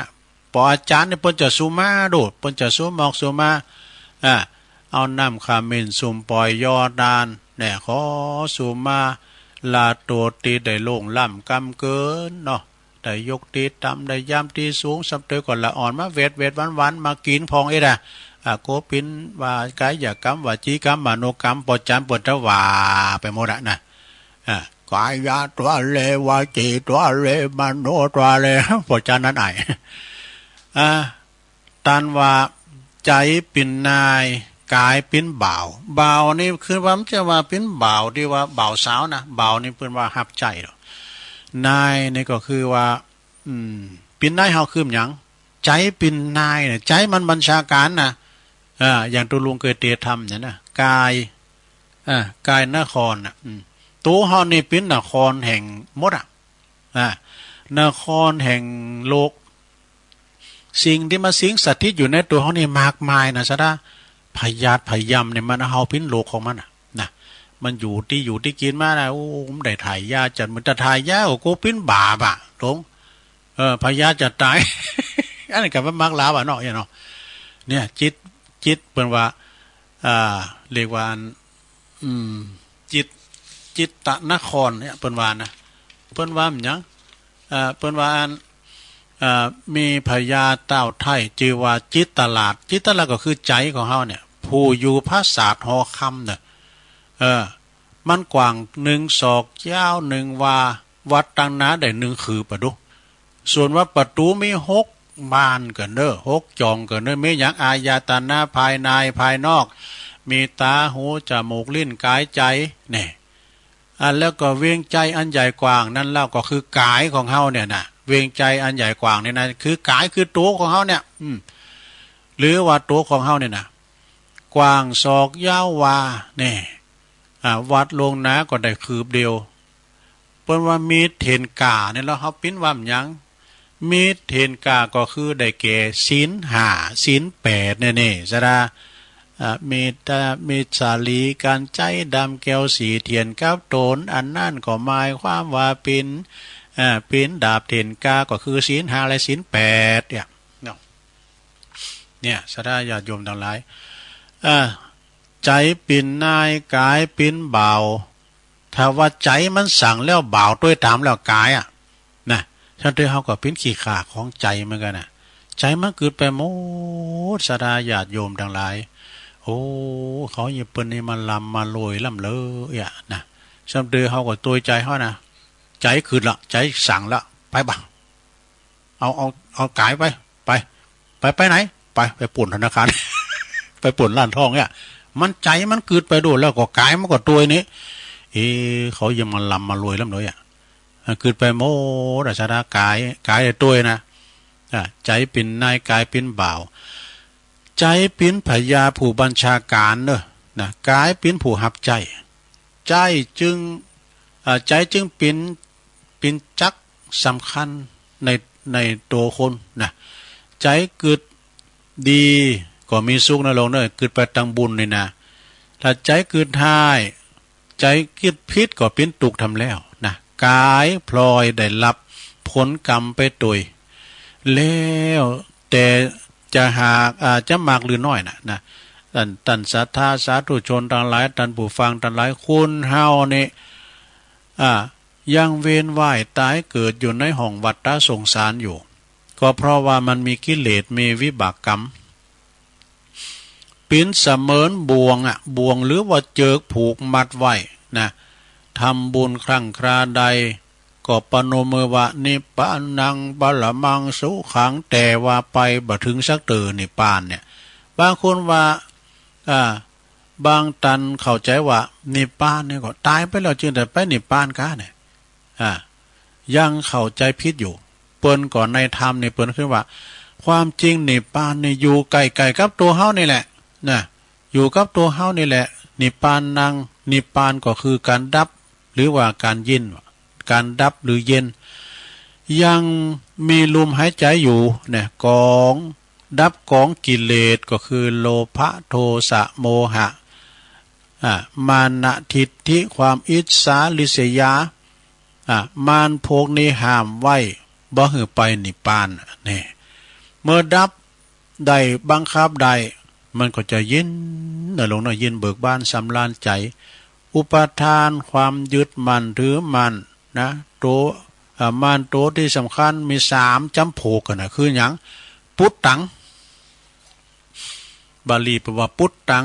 ดีเวปุตตังขี้เวเป็นว่าความหักลูกเหมือนเจอเจอผูกศอกเหมือนเจอผูกข้อที่2ภรรยาหัตเถความหักเมเหมือนปอผูกศอกเนี่ย3ถ้านางปาเทความหักเข่าของสมบัติเหมือนปอกซุปตีนลงเนี่ยมันจะไปไหนมันก็ยากับไอ้โบง3เจิก3สินเนี่ยนะหักลูกหักเมหักเข่าของสมบัตินะเป็นว่าก็โศกาอะไรกันหมู่นี้มันจากไปนะบางคุณกินบ้าใดนอนบ้ารับนะองค์สมเด็จพระสัมมาสัมพุทธเจ้าเปิ้นได้ตรัสไว้ว่าปิยะโตชายะเตโสโกแปลความเป็นใต้ว่าความโศกเศร้าเกิดแต่คนแล้วก็สิ่งของตีตนหักเนี่ยมันสัมปทาแล้วก็มีบาลีเปิ้นยืนยันให้บทหนึ่งว่าสัพเพธัมมานาลังอภินิเวสายะเนี่ยซึ่งก็แปลว่าสิ่งตั้งหลายทั้งปวงบ่ควรยึดมั่นถือมั่นแบกไว้ก็แบกไว้ควรหู้จักปรุงให้พองนะแบกไว้ก่อนนักปรุงวางทุกสิ่งก็จะเบ้าลงนะการเฮาวางก็จะเบ้าเฮาแบกก็จะนักอย่างนะเพราะคนเฮาเนี่ยมักจะงมงายนะมัวงมงายประมาทขาดสติจึงขาดสติลืมนึกถึงกรรมพระพุทธเจ้าก่อนจะเข้าสู่นิพพานเปิ้นจะดับขันธปรินิพพานเปิ้นจะทารัดเปิ้นได้ตรัสฝากไว้ว่าหันทธาเนภิกขเวอามันตยามิโววยธรรมาสังขาราอัปปมาเทนะสัมปะเทถะนี่อันนี้เป็นบาลีนะแต่ว่าเปิ้นแปลเป็นไต้เปิ้นก็ว่าดูก่อนภิกษุทั้งหลายเราขอเตือนเธอโอ้โหยอลิ้นแน่น เราขอเตือนเธอทั้งหลายเป็นครั้งสุดท้ายว่าสังขารทั้งหลายไม่เที่ยงย่อมเสื่อมสิ้นไปเป็นธรรมดาท่านทั้งหลายจงตั้งอยู่ในความไม่ประมาทกาจะไปตกอากาศได้ไหมอย่าตั้งอยู่ในความไม่ประมาทเถิดเปิ้นบ่ให้ประมาทเด้อเป็นพระวาจาคำตรัสสุดท้ายตั้งเปิ้นว่าอย่าอยู่ในความประมาทแน่เนี่ยสถาอันนี้คือบ่ประมาทในการสร้างคุณงามความดีหาตีกอติกรรมนะลงเนอะหาตีกอติกรรมนะก็ได้แก่ธรรมะอันควรแสวงหาอันปินคุ้มทรัพย์ปินตีปึงอันทาวรมีอย่างพองหนึ่งอังคสมานิธิสมานิธิเนี่ยแปลว่าทรัพย์ติโตวิชาความหูเนี่ยทรัพย์ติโตวิชาความหูอันปินสติปัญญาประกอบอาชีพปินทรัพย์ตีไผลักขโมยไปบ่ได้นะสดาญาโยมสมมติว่าเขาจ้างนี่นะเขาจ้างซ่อมวิทยุซ่อมรถเครื่องซ่อมอย่างต่างๆวิชามันมีติดตัวด้วยมีสตางค์อย่างหูหมดแต่มีวิชากินบ่หมดบ่เสิงนะและไผลักก็ไม่ได้ด้วยนะไผลักไผขโมยอย่าโอ้แม่หลวงนั่นเปิ้นยังว่ามีศีลธรรมกรรมฐานดีนำเหลือจะไปลักเอาศีลธรรมกรรมฐานไปมาแล้วก็ลักบ่ได้มันเป็นของไผของมันเนาะเฮาขาดได้เฮาก็ทำเองเนี่ยข้อที่2อนุคามิกะนิธินี่ขุมทรัพย์ติดตัวได้แก่บุญกุศลบุญกุศลใครทำใครได้นะเผื่อกันไม่ได้คุณเฮากินข้าวอยู่5คุณกินได้3คุณ2คุณนั้นไปอิ่มเนาะนอกจากว่ากินด้วยกันทั้งหมดคุณงามความดีมีศีลประจำตัวมีสมาธิจิตใจมั่นคงปัญญาหูแจ้งหันสภาวะธรรมสภาวะสังขารทรัพย์คุ้มเป็นทรัพย์คุ้มนี่เป็นฉายาอีวะนี่นะปินฉายาอีวะอนุปายินีก็เหมือนกับเงาติดตามตนตัวเข้าไปทุกหนทุกแห่งจุนตายไปสู่ปาลโลกหนาเนอะส่วนว่าทรัพย์สินติดตัวเฮาได้แก่ตีดินตีนาเลือกสนไรนาบ้านจองหอเฮินอันทรัพย์สินถิ่นฐานทั้งบ้านช่องอีกเกินทองไล่นามหาศาลเป็นสมบัติชั่วครั้งชั่วคราวได้ชั่วการจำต้องผ่านจากกันเมื่อวันตายเนี่ย ส่วนความดีมีจะสะสมบัติแท้ถึงตัวแก่กายดับไม่ลับหายได้สถิตติดแน่นแทนร่างกายชนทั้งหลายเขาสรรเสริญเจริญพร เขาของสมบัติตกอยู่นี่หมดนะเขาเอาไปไม่ได้ซักอย่างสาราแม้แต่สตางค์บาทเดียวก็เอาไปไม่ได้มาอย่างใดไปอย่างนั้นมาแบมาก็แบไปนะจะว่าเกิดมาปุถโธอันน้อยนี่เกิดมาในกาบกาบอันอย่างก็อันสมบัติพระสถานมามันกาบอันตีให้ตีดินไม้น่ะมันก็บ่มีสาระญาติโยมทั้งหลายเฮามาอย่างใดก็ไปอย่างนั้นเมื่อเจ้ามามีอะไรมาด้วยเจ้ามีหยังมาพองหลงโอนเอาได้หยังมาพองเจ้าจะเอาแต่สุขสนุกสนานมามือเปล่าแล้วจะเอาอะไรไปเจ้าก็ไปมือเปล่าเหมือนเจ้ามานี่มีก็ขาวกับดำหลงบาปกับบุญตาน่ะเน้อที่จะไปโดยเฮานะให้นาปาตั้งทรัพย์สินเงินทองลูกก่อมไปโดยเฮาเมก่อมไปโดยเฮาเอามาคนเดียวก็ไปคนเดียวเนี่ยยามหนุ่มในปะการโฮงเหล่ายามเฒ่าปะการตีโฮงยเมื่อมรณาปะการที่เชิงตะกอนอันปาฏิหาริย์หมดที่ก็ไม่หลงหลงเอ้ยพระเจ้าหลอดขาไปไหนมาปืนว่าตัวอะไรใจอ่อนได้เอ้ยคุณเฮามาเกิดก็ตึกตายนะด้วยตึกตายนะเฮา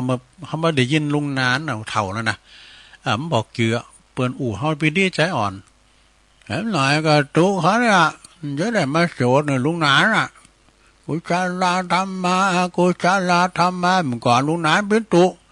เอาไปโสดเนี่ยเปิ้นเนาะใจอ่อนขนาดนั้นก็รู้จักก็โดนสวดเหมือนกันรู้ก็พระได้อยู่ก้ามฟ้าลงเอ้ยตัวเจ้านี่มีวันตายเนอะจะอมตะเนี่ยเปิ้นว่ามรณภาพพุ่นโอ้ถึงไหนละส่วนว่าสมบัติทรัพย์สินตีดินตีนาทรัพย์เคินตีสังหาริมทรัพย์อสังหาริมทรัพย์นะปีน้องเอาหมดเกี่ กี่ยวแหวนเงินทองจ้างม้าโง่ควายตึกไหลนาเฮินก้ามยางก้าเนี่ย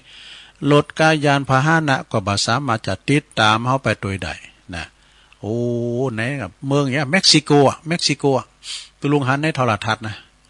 อันนั้นเศรษฐีตายปูดถูกปนรถแมคโครนะรถแมคโครแล้วก็คูดจัดกว้างแหละ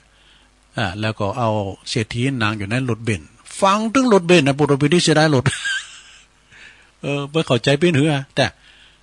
แล้วอันนี้กำหนึ่งอันนี้รถเครื่องว่ะนี่ก็เหมือนกันเหรอเราเพิ่นฟังน่ะสตาร์ทรถอันนี้แล้วก็เอารถเครื่องแอมอยู่ด้วยขี้ขาสตาร์ทรถนั่นตลอดอ่ะแล้วก็ทุ่มดิ้นให้ว่านั่นเสียดายรถอ่ะบุญหือผลคือความสุขสบายนะลงเด้อบาปติดตัวไปซ้ำเติมเพิ่มตุกนะดังติจีแจงมาโอ้จะจบแล้วเหรอจะจบแล้วลงแฮมหน่อยเดียว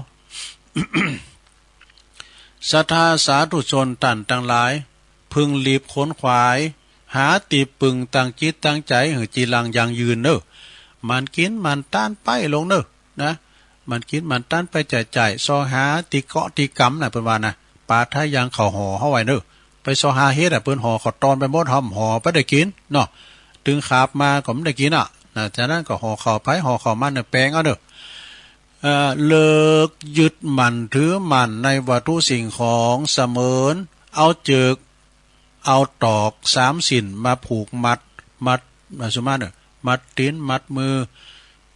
จุนบ่ได้ไปจำศีลภาวนาเข้าว่าสาสามเดิน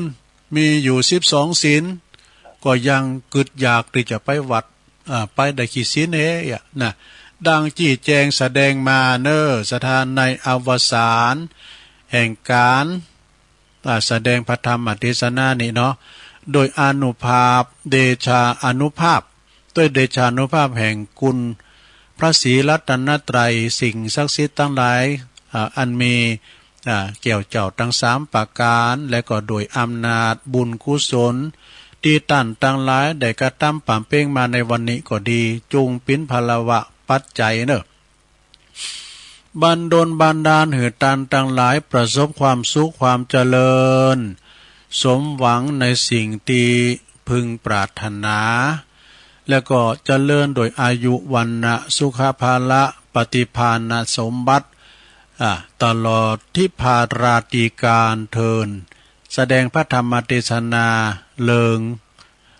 บ่วงแห่งม่านเจิกซ้ำสินก็มาพอสมควรแก่กาลเวลาก่อสมมุติยุติลุงปุงไหวเปงเต้าอี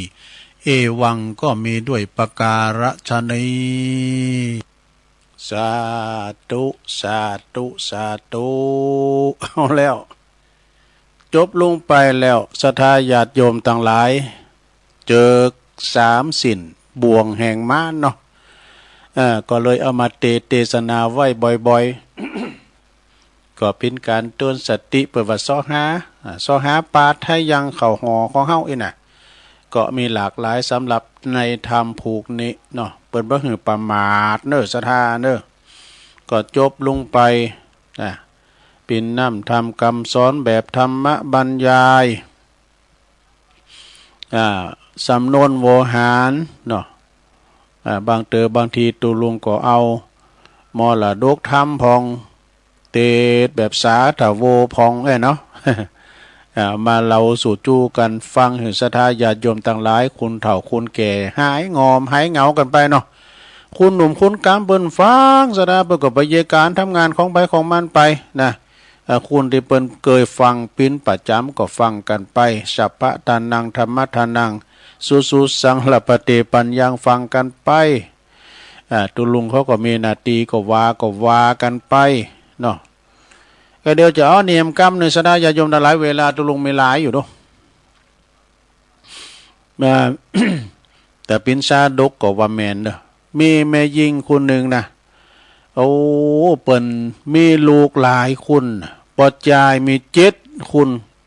แม่ยิงมี7คน274ดูมีเกือบกึ่งโลไปกันเนาะโลไปแล้วก็ผลสุดท้ายก็ได้มาโบสถ์วะนะแม่ยิงแก่คนนี้ไปโบสถ์เด้น่ะเปิ้นว่า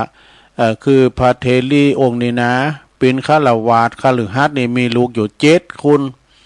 ประจาย7 คนมายิง7 คนรวมเป็น10 ไปเมื่อเติบโตเนาะลูกเต่าต่างหลายต่างๆใหญ่หน้ากาบ้านปีกกาค้าแข็งก็ไปแต่งงมแต่งงานมีสามี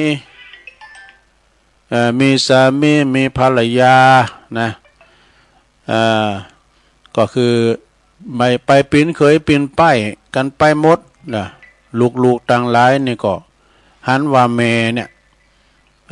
อีปอก็ตายไปแล้วก็อีแม่ก็อยู่คนเดียวมาประจบประแจงครับว่ามาโตมาโลมเอาทรัพย์ไปให้หมดดู ทรัพย์สินสมบัติของแม่ก็จุบะเริ่มสัง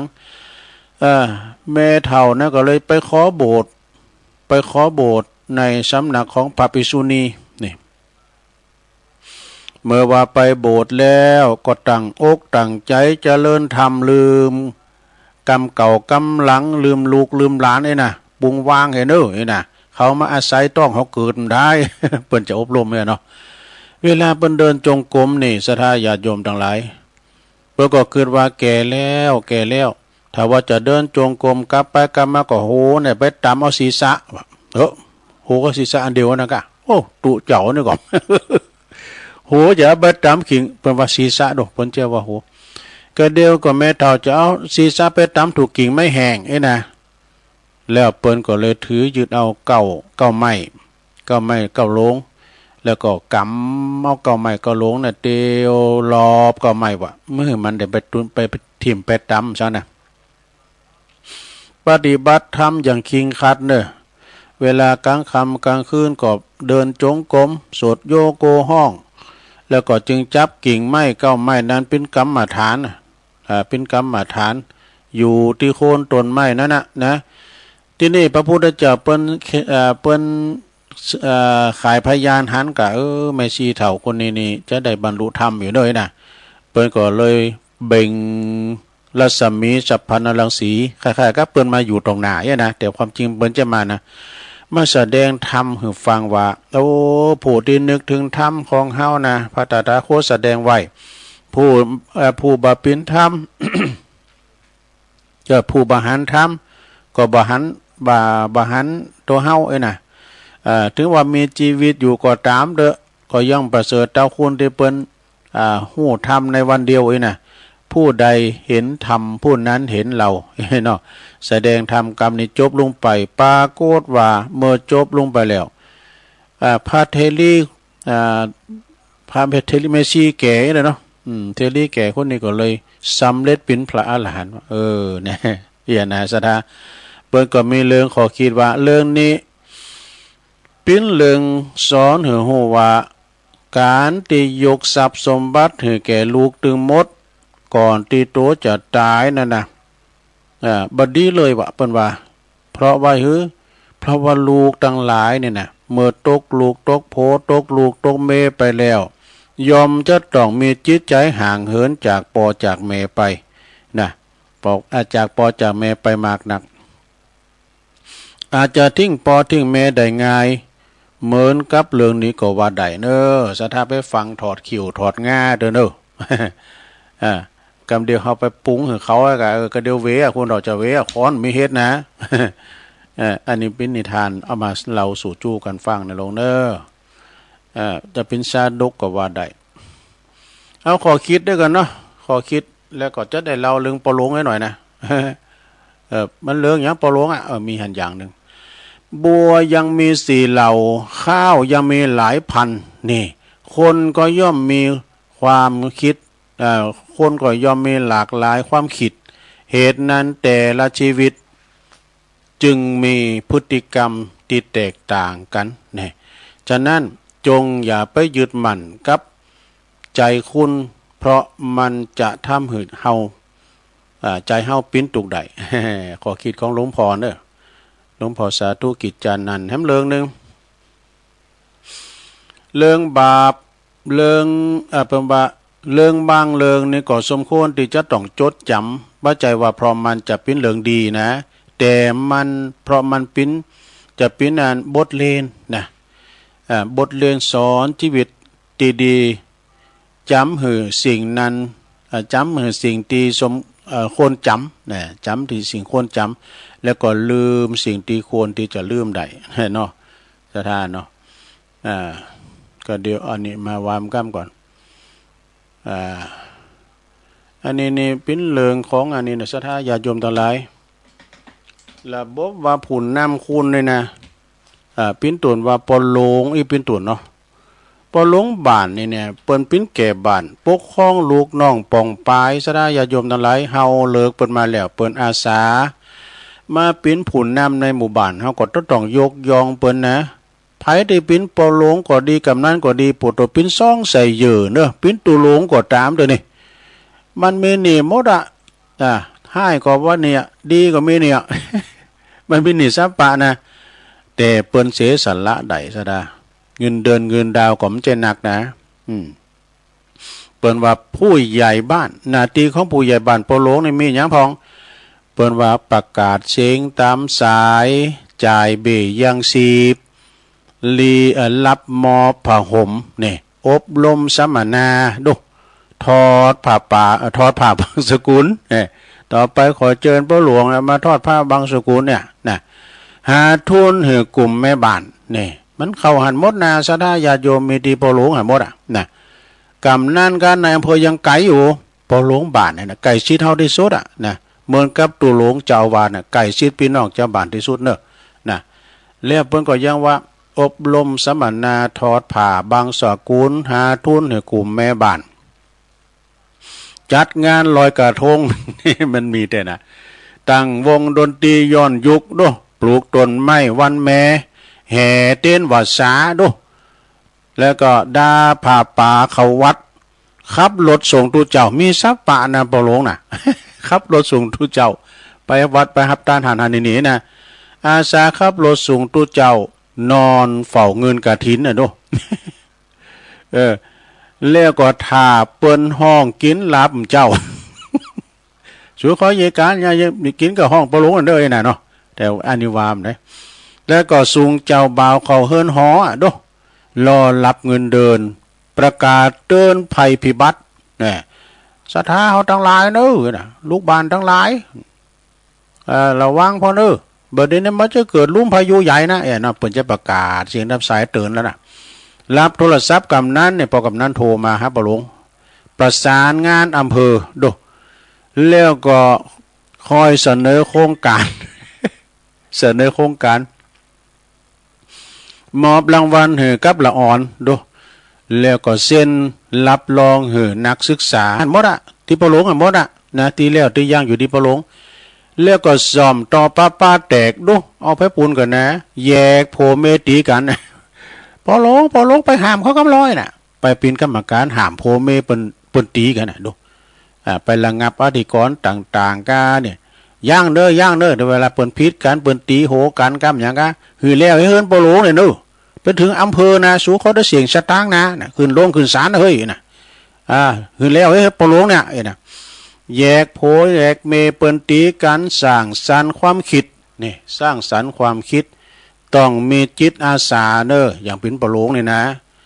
แล้วก็จัดหาสปอนเซอร์เนี่ยมีการไม่งานก็จัดหาสปอนเซอร์กันเนี่ยเสนอเรื่องหือสจทำเรื่องหือสจไปแล้วนะเป็น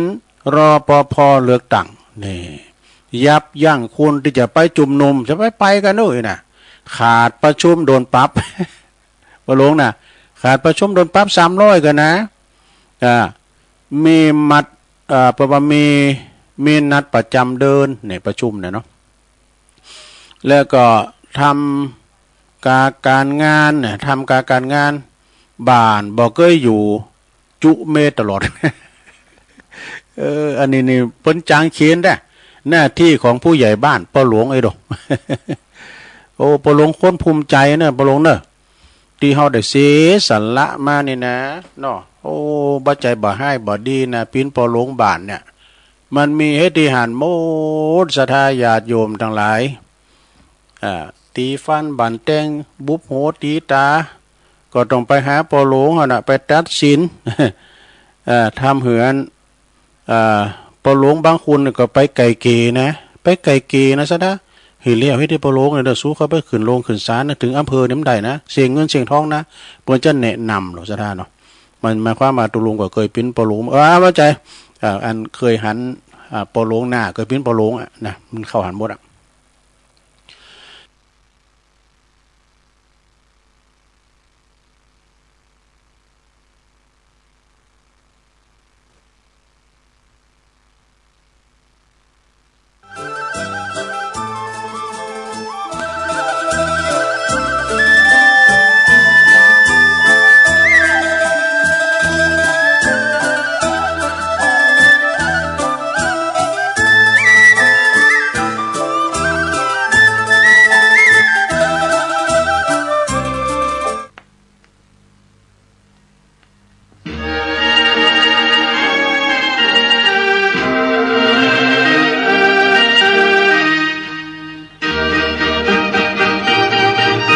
งุนงงหนักหนาเงินตราเจ้า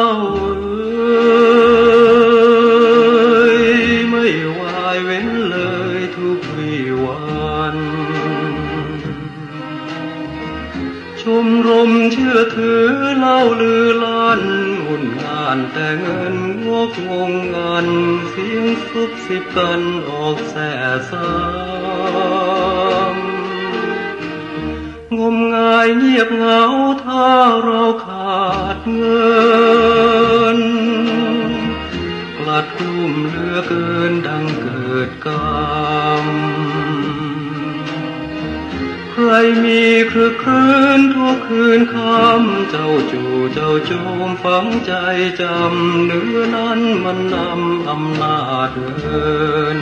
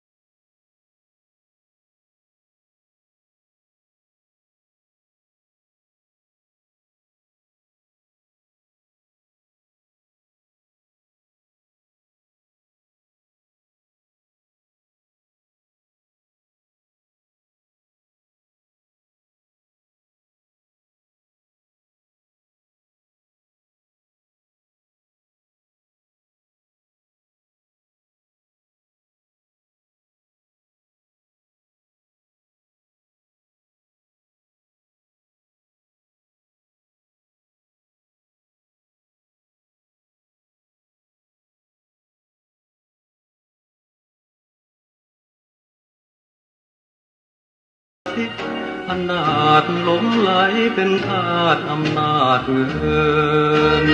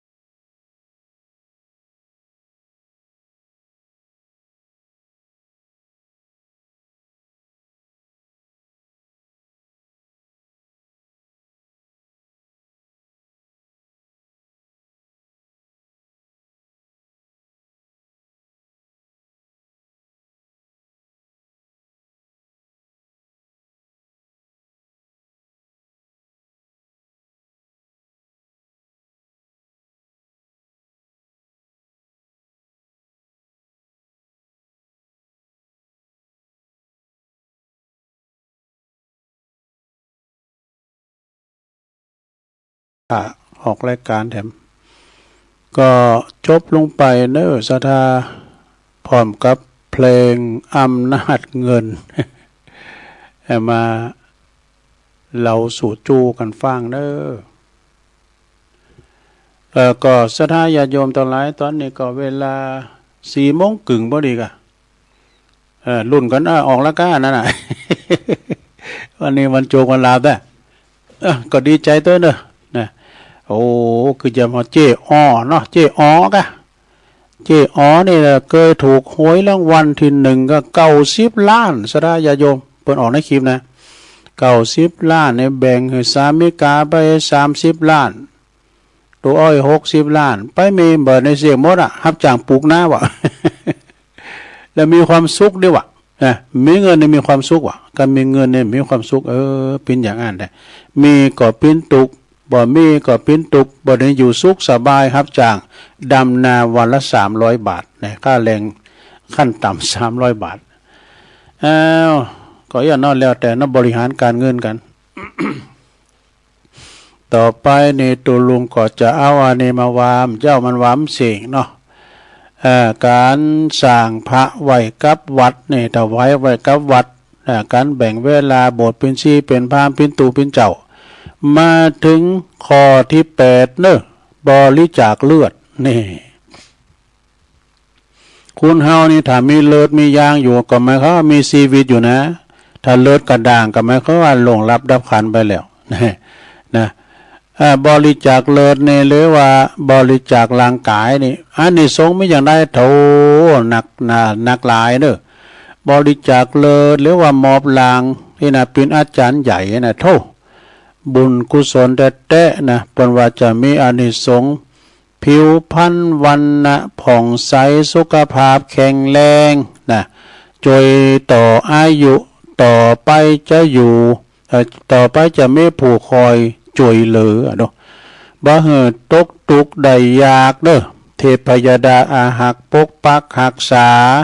ได้เกิดมาจะมีร่างกายที่งดงามในภพนี้และภพหน้าเนี่ยส่วนว่าภพนี้ก็จะมีราศีผุดผ่องนี่สดาการบริจาคเลือดนี่นะบริจาคร่างกายเนี่ยสดาเอาไปเป็นนั่นหมอใหญ่เพราะว่าเป็นนั่นอาจารย์ใหญ่เปิดจะได้ศึกษาเปิดจะเอาไปชำแหละดูสดาเนาะเอ็นใหญ่900เอ็นน้อย9,000 คอกระดูกเขามีกี่คอเนี่ยนักศึกษาเปิดจะเห็นหูโมดสดาเปิดจะเอาไปชำแหละแล้วเปิดจะเอาไปบทเวลาเปิ้นเผานะพระราชทานกันเด้อพวกพระราชทานบ่พระนอนขอนตาลบ่นะซะนะ ต่อไปเป็นบทที่9นี่บทที่9นี่เป็นหยังการปล่อยนกว่ะดูปล่อยนกปล่อยปลาปล่อยหยังนอกสัตว์ทั้งหลายนี่เพราะว่าปล่อยนกปล่อยปลาที่ซื้อมาจากตลาดรวมทั้งปล่อยสัตว์ก็ตามเด้อไถ่ชีวิตโคไถ่ชีวิตสัตว์ต่างๆนี่นะอานิสงส์จะเกิดอย่างไรอานิสงส์แบบว่าช่วยต่ออายุนี่เพิ่นว่านะช่วยต่ออายุขจัดอุปสรรคในชีวิตของเฮาเนี่ยชดใช้หนี้กรรมเด้อชดใช้หนี้กรรมเจ้ากรรมนายเวรตีเคยกินเคยเข้าตีเคยกินเข้าไปเนี่ยก็คือเคยกินเข้าไปเนี่ยเจ้ากรรมนายเวรนะทำมาค้าขึ้นด้วยเปิดว่าให้ทำมาค้าขึ้นหน้าที่การงานของโตบ่ติดบ่คัดอย่างเด้อแต่ว่าปล่อยสัตว์นี่นะชีวิตก็จะบ่ผิดหวังจะก่อยฟื้นคืนสภาพดีสดใสเป็นอิสระนี่การปล่อยนกนี่นะปล่อยนกปล่อยหอยปล่อยปลาปล่อยหยังก็ตามได้นะปล่อยสัตว์แล้วต่อไปเป็นบทที่10ให้ทุนการศึกษานี่ให้ทุนการศึกษาบริจาคหนังสือก็ตามบริจาคหรือว่าสิ่งสื่อการเห็นต่างๆนะอาสาสอนหนังสือนักเรียนกายนะอันนี้สงจะเกิดอย่างไรเปิดว่าทำมีสติปัญญานี่ ถ้าเมื่อมีสติปัญญาดีตั้งในภพต่อไปจะในภพต่อไปก็จะฉลาดเฉลียวมีปัญญาได้มีโอกาสศึกษาเราเรียนอย่างรอบรู้สติปัญญาสมบูรณ์พร้อมนี่นะการแจกทุนการศึกษานี่นะ จะมีสติปัญญาสมบูรณ์พร้อมข้อต่อไปข้อที่11นะลงเลยข้อที่11นะหือเงินเพิ่นยืมว่าปัจจัยหือเงินตีหือเงินคุณตีเปิ้นเดือดร้อนหมายความว่าเปิ้นมายิบยืมไหมเนาะบัจจัยการนี่ว่าบัจจัยการยืมเนี่ยวงเล็บนะไม่ใช่การยืมนะหือเงินคุณตีเดือดร้อนนะอานิสงส์จะปิ้นจะใดทำหือเกิดลาภบ่ขาดสายทั้งภพนี้และภพหน้าดูทั้งภพนี้และภพหน้าบ่ตกตุกใดยาเกิดมาจาติใดจาติหน้าก็ดิจะลำรวยว่าหั่นจะลำรวยแล้วก็บ่มีหนี้สินด้วยคนอยากจนในจัดนี้จะทุเลาความอยากจนในจัดนี้จะทุเลาเบาลงแล้วก็จะได้เงินทองกับนี่จะได้เงินทองกับมาอย่างไม่คาดฝันนี่หลังจะเอาไอ้แรงนี่ก็จะได้เงินได้ทองมาอย่างไม่คาดฝันเนี่ยจะลิ้นเนี่ยแรงนี่ก็4 โมงเนี่ยออกแล้วก็ต่อไปบทที่12นะบทที่12ตนที่เพิ่นรักษาศีล5หรือว่าศีล8จะได้อานิสงส์อย่างใดโตนี่สำคัญเด้ออานิสงส์นี่ก็บ่ต้องไปเกิดที่เป็นเปรตหรือว่าสัตว์นรกได้มาเกิดเป็นมนุษย์ผู้ประเสริฐเด้อนี่แต่มาเกิดเป็นมนุษย์ผู้ที่ประเสริฐครบบริบูรณ์ชีวิตเจริญรุ่งเรืองเจ้ากรรมเพราะว่าเจ้ากรรมเวรก็จะบัถาถมภัยอันตรายบ่ย่างกายเนอะไม่ย่างกายเทวดานางฟ้าปกปักรักษาดูเทวบุตรเทวดาปกปักรักษาเนอะนี่นะต่อไปนี่เปิดว่าอานิสงส์การจัดสร้างพระพุทธรูปหรือสิ่งตีพิมพ์อันเกี่ยวกับพระธรรมคำสอนเป็นกุศลดังนี้เด้อนี่ข้อที่1อกุศลกรรมในอดีตชาติแต่ปางก่อนจะเป็นจากนักปิ่นเบาจากเบาปิ่นศูนย์ไปเลยนี่อานิสงส์นะการเฮาสร้างพระพุทธรูปก็ดีหรือว่าสร้างสิ่งตีพิมพ์เกี่ยวกับพระธรรมคำสอนนะเป็นกุศลดังนี้เนอะข้อที่2สิ่งศักดิ์สิทธิ์จะคุ้มครองสัพพยันอันตรายทั้งหลายสลายไปนะเปิ้นว่าปวงภัยบ่มีคุณปวงภัยไม่มีคนคิดร้ายไม่สำเร็จเนี่ยคนที่จะมาคิดร้ายต่อเฮานี่บ่สำเร็จเนอะนะข้อที่3เจ้ากรรมในเวรในอดีตชาติแต่ปางก่อนนี้ได้รับเมื่อได้รับส่วนบุญไปแล้วก็จะเลิกจองกรรมจองเวรนี่ใช่ไหมข้อที่4เหล่ายักษ์ผีเพราะว่าเหล่ายักษ์ผีนี่ผีไล่เนาะหรือว่างูปิดเสือไล่เนี่ยงูปิดเสือไล่บ่อาจเป็นภัยอยู่ในตีใดก็จะเขี้ยวขาดปลอดภัยเนี่ยอันนี้ข้อที่4ต่อไปเป็นข้อที่5จิตใจสงบเนอะราศีผ่องใสสุขภาพแข็งแรงนี่กิจการการงานก็จะเป็นมงคลรุ่งเรืองก้าวหน้าผู้คนนับหน้าถือตาดูต่อไปข้อที่6เอามันแล้วนะลูกเนาะข้อที่6มั่นคงในคุณธรรมเนอะมั่นคงในคุณธรรมความอุดมสมบูรณ์ปรากฏนะเกินความขาดฝันครอบครัวสุขสันต์ วาสนาอย่างยืนแน่ข้อที่6นี่นะข้อที่7เนาะกรรมกล่าวเป็นสัตว์เนี่ยคำกล่าวเป็นสัตว์เป็นคำสัตว์ฟ้าดินปราณีหวยเทพไม่ใช่ทวยเทพมากลางมาจะหวยหมดทวยเทพยินดีมิตรสหายปรีดาสิ้นนี่จะหมดไปนี่สินจะหมดไปนี่ข้อที่7นะข้อที่8คนโง่สิ้นเขานี่แปลว่าคนโง่สิ้นเขาหายเจ็บหายป่วยคนเจ็บหายได้คนป่วยหายดีนี่แล้วก็ความตุกหายเข็นสติจะได้ปินปอใจเปือบทแน่เยสนะข้อที่9มี10ข้อเลยทั้ง2ข้อที่9พ้นจากมวลอกุศลเกิดใหม่บุญเกื้อหนุนมีปัญญาล้ำเลิศบุญกุศลลุ่งเรืองเรืองรองเด้อนี่ข้อที่9ข้อสุดท้ายข้อที่10เด้อลงเด้อข้อที่10นี่สิ่งที่สร้างจะบังเกิดเป็นกุศลจิตนี่แก่ทุกคนที่ได้พบเห็นเป็นเนิ่นนาบุญอย่างอเนกทุกชาติแล้วก็ของผู้ที่สร้างที่เกิดจะได้ฟังธรรมจากพระอริยเจ้าปัญญาในธรรมแก่กล้าสามารถได้อภิญญา6สำเร็จเป็นโพธิญาณแน่จบลงไปสดาญาติโยมทั้งหลายเพิ่นก็ยังมีน้ำลายอยู่นะสดามีทำกรรมนึง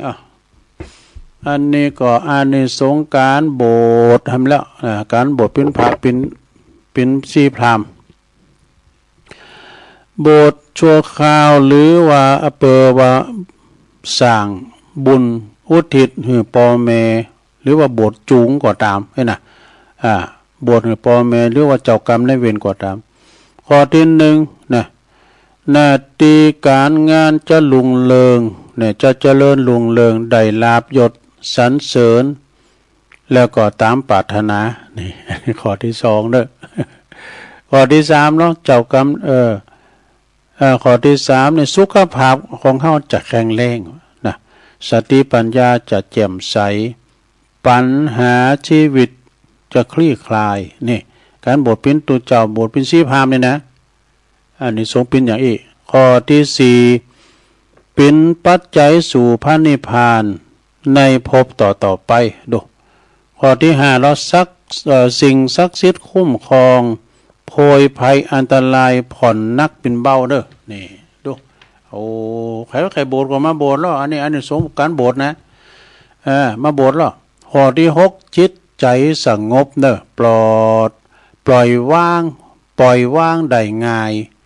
มองหันสัจธรรมแห่งชีวิตนี่ข้อที่6นะข้อที่7เนาะปินตีหักแปลว่าปินตีหักตีเมตตามหานิยมดูปินตีหักตีเมตตามหานิยมของมวลชนมวลสัตว์แล้วก็เหล่าเทพยดาทั้งหลายดูเป็นนี่รู้ได้ข้อที่8ทำมาค้าขายขึ้นทำมาค้าขึ้นบ่อับจนการเงินบ่ขาดสายบ่ขาดมือนี่ข้อนี้ขดายนะกันเนาะบ่อับจนบ่ขาดการเงินนะใช้ง่ายขายคล่องว่าข้อที่9มี10ข้อนะลงเลยข้อที่9โพยภัยของตนเองของพ่อแม่แล้วก็ของคุณไก่สิทธิ์จะเบาบางแล้วก็รักษาหายนี่อันนี้ข้อที่9ต่อไปเป็นข้อที่10ตอบแทนพระคุณของพ่อแม่ได้ติมตีเนอะสำหรับผู้ที่โบสถ์เนาะจะโบสถ์เก่ามือ10 วันก็ตามเด้อนะโบสถ์1 วาษาก็ตามเด้อเป็นศาสนาทายาทโบสถ์เป็นพระนี่ได้อยู่ได้อยู่8 กัปโบสถ์เป็นตัวเจ้าได้16 กัปดูชนะมาโบสถ์กันได้ อ่าก็โบสถ์แล้วก็บ้าใดเพราะว่าติดภารกิจกายนะต่างๆเนาะก็สามารถได้รับอานิสงส์เหล่านี้แต่ได้เพราะว่าตอบแทนคุณปอคุณแม่ได้ติมตีสำหรับผู้ที่โบสถ์บ้าใด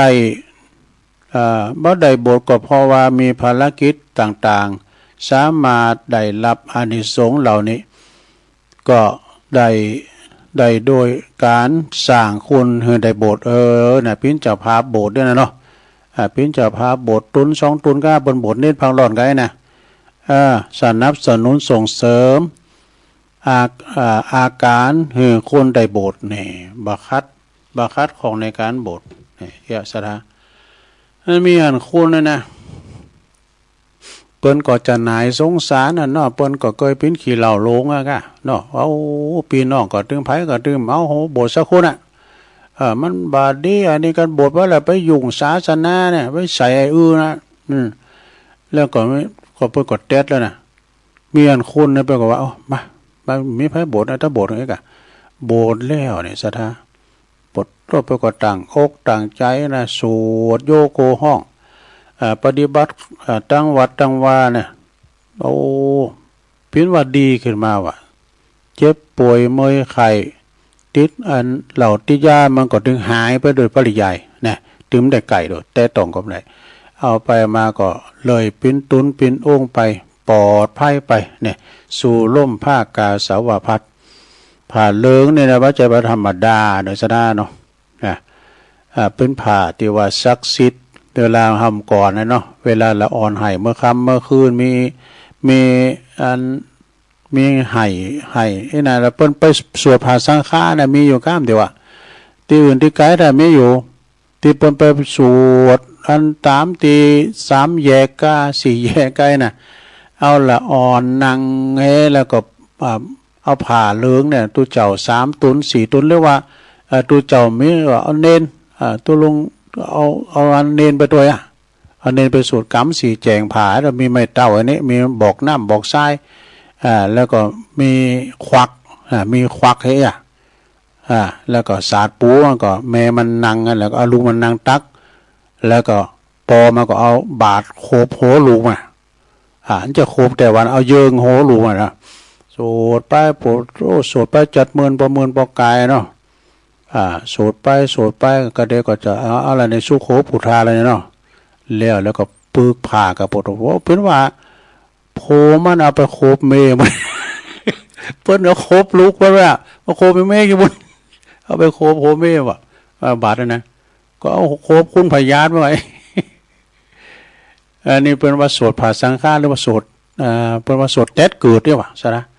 โสดเต็ดเกิดด้วยว่ะก็โสดมดเอาทำดาวเนี่ยการเวลาว่า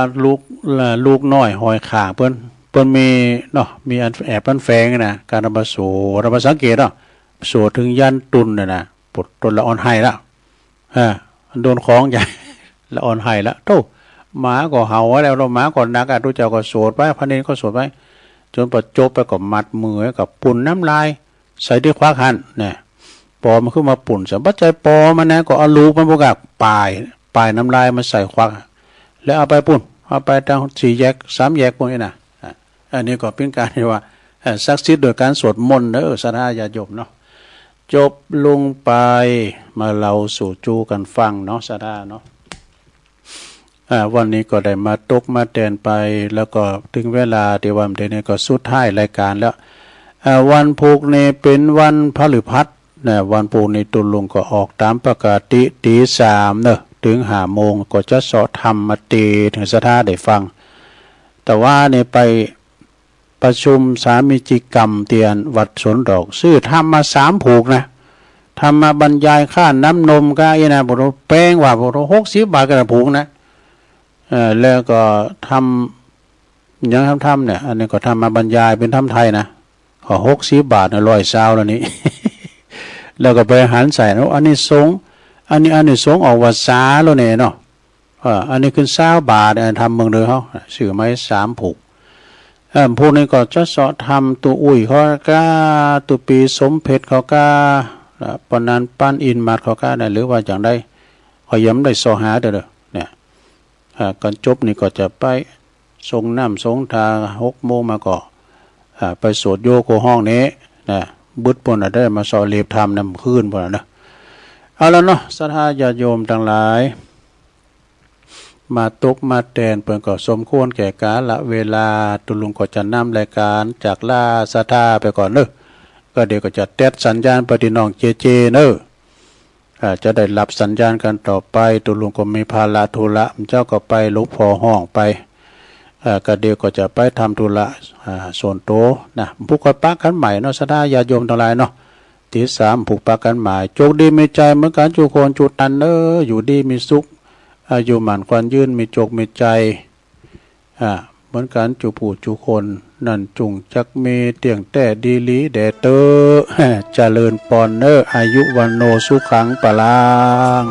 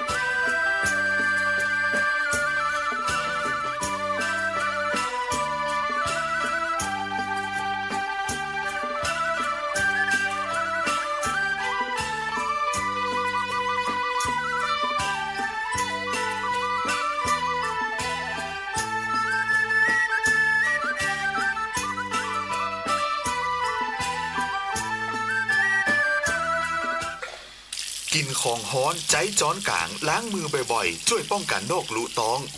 อาหารที่มีกะทินมและไข่เป็นส่วนประกอบบ่ควรทำไว้ล่วงหน้าเกิน4 ชั่วโมงเพราะเชื้อแบคทีเรียหรือไวรัสอาจปนเปื้อนอยู่กับอาหารทำให้บูดเสียได้ง่ายกินเสร็จก็เก็บใส่ตู้เย็นที่สำคัญห้ามกินอาหาร